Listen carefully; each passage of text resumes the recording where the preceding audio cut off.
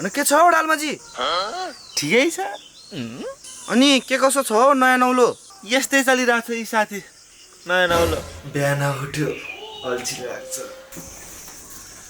यसो बडाले अल्छी लाग्छ, भात खाने बेला भयो अल्छी लाग्छ, काममा जाने बेला भयो अल्छी लाग्छ। थुक्क मुर्दार, तँले त जे गर्दा नि अल्छी लाग्दो रहेछ। यी यस्तो मुजी त साथी छ, झन् अल्छी लाग्छ मलाई त। बाबु, ए बाबु, दारामा गएर अर्को थाल लिएर आऊ त, खाना खाने बेला भयो।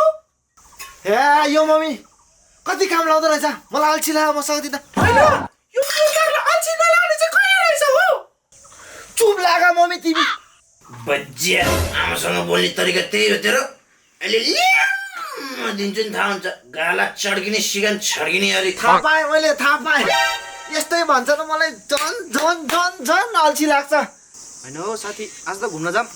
ए मलाई त अल्छी लाग्यो। यसो हो भने साथी आज पार्टी साटी मात्रै हानौँ न त। ए मलाई त पार्टी हान भने झन् अल्छी लागेर आउँछ। त्यसो हो भने साथी आज मुभी सुभी हेर्न जाऊँ न त।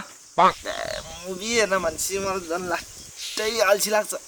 हे तेरिका तामुजीले अल्छी नलाग्ने पनि कहिले नरहेछ हो। यस्तै हो न मलाई अल्छी लाग्ने। होइन कता हो भने कता? टोइलेट मुद्दा बाइकमै बाइक किनेपछि हिँड्न भनेपछि लास्टै अल्छी लागेर आउँछ। नजिकै हुँदा पनि ट्याक्क बाइकमा दाउरा ओसार्ने हो, खानासाना बनाउने हो, ट्याक्क खानासाना खाएर फेरि हात धुन पनि धारामा पनि बाइकमै जाने हो, ट्याक्क त्यसरी लुगासुगा थुपार्ने हो, लुगासुगा धोएर फेरि सुकाउन पनि ट्याक्क बाइकमै जाने हो। बाइक नहुने हो भने त म त काम गर्ने भने चाहिँ अल्छी लागिहाल्छ। होइन ब्रो, यो कस्तो हरकत हो? ब्रो हरकत होइन के, यो जेनेरेसन ग्याप पछिको सुविधा हो ब्रो, सुविधा। सँगै रक्सी खाना भट्टी छिरेका दुई साथी मध्ये एक साथीको बाइक चोरी भएको छ भने चोरी भएको बाइकको नम्बर यस प्रकार रहेको छ: बा प्र 01 034 प 3355। होइन यो चाहिँ चोरीको बाइक होइन, यो चाहिँ चोरीको बाइक होइन है।